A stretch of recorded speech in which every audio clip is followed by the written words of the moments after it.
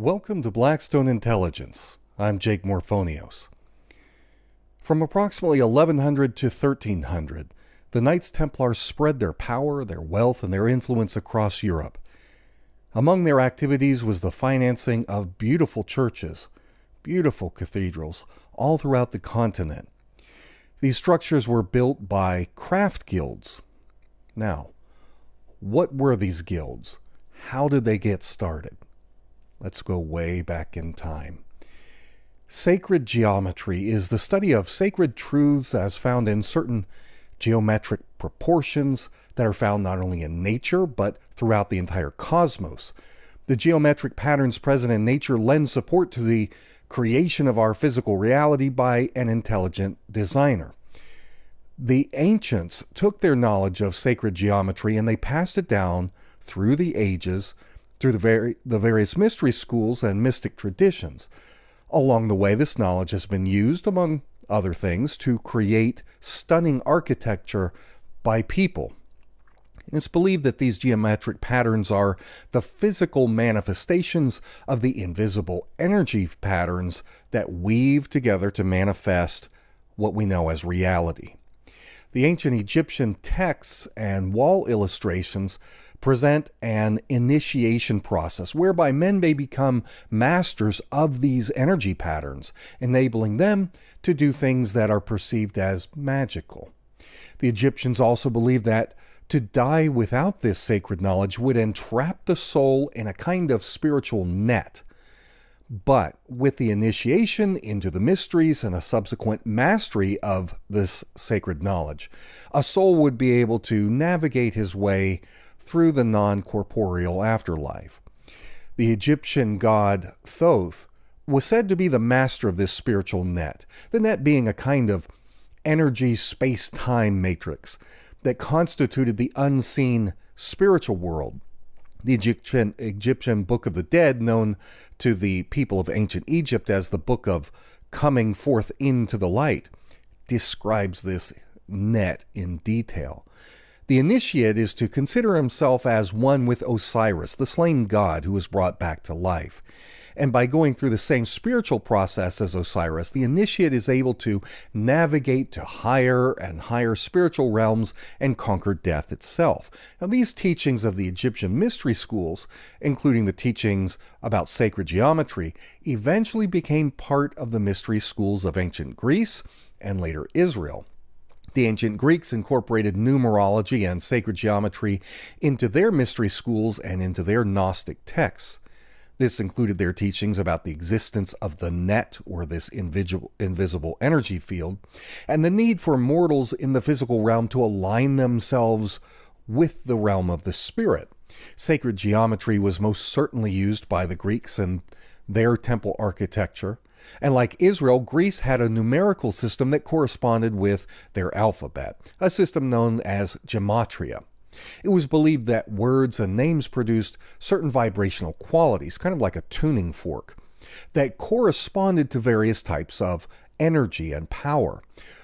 When the Greeks built a temple, for example, they translated the name of the god to whom the temple was going to be dedicated into its corresponding numerical or numerological values, and these numbers were used to design and measure that temple. In Israel, the knowledge of sacred geometry became incorporated with the teachings of Kabbalah. The most well-known representation of this teaching is called the Tree of Life. Part of these esoteric teachings place heavy emphasis on certain numbers, including the numbers 3, 7, and 12. The Bible is brimming with references to these numbers, such as the 3 member of the Godhead, or the 7 days of creation, and the 12 apostles. These numbers are significant in the teachings of Kabbalah, which stress things such as the 3 key anchors for the astral body, or the human soul, the head, the heart, and the belly area. The 7 anchors of the etheric body are mentioned, and the 12 anchors of the physical body.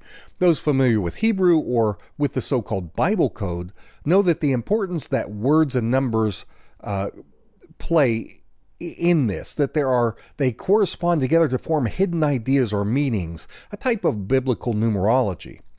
Sacred geometry was used in the construction of Israel's first permanent temple, which was known as the Temple of Solomon. Kabbalah teaches that the design of the temple represented the metaphysical world and was an earthly representation of the tree of life through which the Creator reveals his truth. According to the Bible, King Solomon asked the neighboring king of Tyre, a man named Hiram, to help him build the temple by providing building materials and laborers. This story is recorded in the book of 1 Kings. Hiram had been a friend to Solomon's father, David, and so he gladly lent his help. But by the time the temple was completed, Solomon was so deeply in debt to King Hiram that he had to give to the king of Tyre 20 Israeli towns in northern Galilee. The building project was allegedly so large that Solomon ordered and utilized a forced labor of people. 30,000 men were sent to cut logs for the temple, 80,000 to cut stones out of the hill country, 70,000 men to carry the stones, and thousands more to work on crafting the stones into usable blocks. The book of 1 Kings speaks of another man named Hiram who was involved in the building of this temple. He was the son of a widow. He was a master craftsman. Hiram, the widow's son, was in charge of casting the bronze furnishings and ornate decorations for the temple. This man is referred to as Hiram Abiff or Hiram Abiff by Freemasons, and he's the central character in the Masonic rituals. In Masonry, Hiram is credited as being the chief architect of Solomon's temple, and his character plays the role in Masonic mystery teachings that was played by Osiris in the ancient Egyptian mystery schools. By the time that Solomon had finished building the temple, it was over 20 stories tall. The temple had two enormous pillars made of some kind of metal, copper, brass, or bronze. These pillars were named Boaz and Yakin. They had intricate carvings and ornamentation full of symbolism, such as hundreds of ivory pomegranates. Pomegranates, of course, are symbols of sacred geometry that go back to the time of Egypt. This fruit was used in Egyptian funerary ceremonies, and carved pomegranates have been found in the tombs of the Egyptian kings. There's plenty of other evidence that the ancient Temple of Solomon incorporated elements of the esoteric mysteries and sacred geometry that were taught by these ancient mystery schools. Later, Islamic tradition, specifically talking about Sufism, also incorporated these spiritual initiation teachings and numerology and sacred geometry. One example is the Sufi emphasis on the power of the number 19. This harkens back to ancient Egyptian temple science. One of the primary geometric grids used by the ancient Egyptians to lay out designs on their temple walls was based on 19 vertical divisions. The mystery schools taught that the number 19 is built into the energy blueprint in all human beings and that it exists through all creation. Well, this energy blueprint is connected not only to chakras, but to other energy centers. This is what the ancient Egyptian texts referred to as the golden light. So these various mystical traditions kept alive the ancient teachings of sacred geometry, including their architectural applications. In fact, the famous English classicist Robert Graves said that his studies indicated that it was from the 10th century Sufi builders who developed Cordoba in Moorish Spain that the medieval French craft guilds came into being. These craft guilds spread from France to England and most notably into Scotland. Because of the great significance that craft guilds played in the development of Freemasonry, let's take just a couple of moments here and discuss what a craft guild was. Medieval craft guilds were groups of people who worked together in the same craft or trade, who banded together for mutual benefit. They were somewhat similar to today's trade unions, but these guilds were a whole lot more than that, much more tightly knit. They often had their own meeting places called guild halls. Some of them even formed their own secret societies to protect their craft secrets. There are all kinds of craft guilds. One example were the metalworking guilds. And even within the general metalworking genre were specific guilds for knife makers, for locksmiths, chain forgers, nail makers, armorers. Another kind of guild, the one which we are most concerned with ourselves here, were the stonemasons. Each guild closely protected the secrets of their craft from people outside of the guild. A guild member who was found guilty of exposing secrets outside of his brotherhood to unauthorized or uninitiated people was subjected to either fines, banishment, sometimes even to death. The way the craft guilds passed on their secrets was through a system of hierarchies. In the case of craft masons, the most common hierarchy was the 3 stages of apprentice, fellow craftsman, and master mason. Once a new person entered the craft as an apprentice, he would spend years learning the trade by working with at least one or more initiated fellow craftsmen, who were also called companions. If the apprentice was to eventually be found worthy to receive higher knowledge of the craft, he would be put through an initiation ceremony, and greater secrets of the craft would be taught to him, for example, lessons on sacred geometry. The most disciplined and faithful could eventually go on to become master masons. So this system today is referred to as operative masonry because the men were actually carving blocks of stone with real tools and creating beautiful structures. But in time, the structure of this system would also be used in what is known as speculative masonry, what we today call Freemasonry. Freemasons also have the entry-level degrees of apprentice, fellow craft, and master mason, and they also teach initiates how to use the tools of the trade. But rather than crafting beauty out of physical stones, Freemasons are said to use the tools of the craft to turn the rough stones of their souls into beautiful blocks to be used in the service of the great architect of the universe, who is God. I'll discuss the philosophy of speculative masonry in greater depth in a future video, but let's return to medieval France.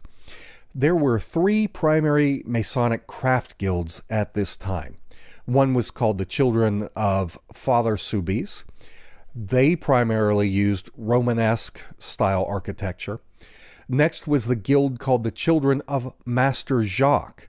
Master Jacques was an ancient figure whose father, a man named Yakin, had served his own apprenticeship in Greece, in Egypt, and also in Jerusalem. The tradition of this guild is that Yakin was the very man who had built the 2 pillars of the Temple of Solomon, with one of the pillars being named after him. But now we come to the most significant of these 3 medieval Mason craft guilds, the Children of Solomon. These are the ones who were deeply linked to the Knights Templar. If the legend is correct, the original Knights Templar who excavated the Temple Mount discovered ancient texts containing mysteries of sacred geometry, among other discoveries. The Knights Templar brought this knowledge back to France, where it was studied by the Cistercian monks under Bernard of Clairvaux. And it was these Cistercians who taught a new form of architecture based on sacred geometry to the Children of Solomon. Some actually speculate that the Children of Solomon were actually a division within the order of the Knights Templar rather than a standalone craft guild. What we do know is that in 1145 AD, the powerful Knights Templar issued an order that all of Europe accept the authority of the Children of Solomon. The historical document reads like this, quote, "We, the Knights of Christ and of the Temple, follow the destiny that prepares us to die for Christ. We have the wish to give this rule of living, of work, and of honor to the constructors of church, that Christianity can spread throughout the earth, not so that our name should be remembered, O Lord, but so that your name should live." This protective order meant that, like the Templars themselves, the members of this guild could travel unmolested, that they were not required to pay taxes to any king, and that they were immune from legal prosecution. So with these powers, the Masonic guild known as the Children of Solomon constructed a new world throughout Europe. Using this new form of architecture called Gothic, the children of Solomon built up magnificent churches and cathedrals. Perhaps in a future video I can devote more attention to the incredible symbolism and architectural majesty of some of these buildings. These were not simply places of worship, but they were also used for secular purposes. Things such as functioning as sanctuaries. They were temporary hospitals, public theaters, and so on. One of the more famous cathedrals built by the Templars Children of Solomon Craft Guild is the Chartres Cathedral that is in France. The sublime architecture with its rich symbolism is a sermon unto itself. Over the centuries, thousands of pilgrims and visitors have reported being spiritually uplifted and even transformed by the power that the buildings inspired in their hearts. Regardless of the opinion that one may hold of Freemasonry, the Catholic Church, or religion in general, there simply is no denying that hundreds of esoteric messages were gracefully etched into these stones by master craftsmen, men who faithfully guarded the secrets of their craft that were based upon ancient mystic knowledge. One can easily see the liberal use of sacred geometry in the structure and building and design of these buildings. Nor can it be denied that the works of these Christians are strikingly similar to the works of their Muslim cousins. Sufism had long carried these same secrets over the centuries, handing them down from one generation to the next. So it's no surprise, therefore, that the mystery school teachings of the Sufis in Moorish Spain were very similar to the teachings of their neighbors in their Christian Gnostic neighbors, who had adopted much of the knowledge that they had from the Kabbalah and from Jewish mysticism. And because all of these various traditions came from the same ancient sources, they were bound to meld together. Those familiar with Freemasonry know that the order intermingles the esoteric teachings from not only Judaism, Christianity, and Islam, but also from the ancient sources that informed the mystical traditions of those major religions. And here we must return once again to Rex Deus, those powerful families that claimed to have descended from Jerusalem before its destruction in 70 A.D. While the Knights Templar and its notable craft mason guild were certainly products of the Rex Deus families, so too were the infamous sagas of the Holy Grail, stories of heretical origin that claim not only that members of Rex Deus were descendants of Jewish high priests, but also that some of them were direct blood descendants of Jesus himself through a marriage union with Mary Magdalene. So in our next episode, we will delve into the mysterious labyrinth of these highly controversial Grail sagas. For Blackstone Intelligence, I'm Jake Morphonios.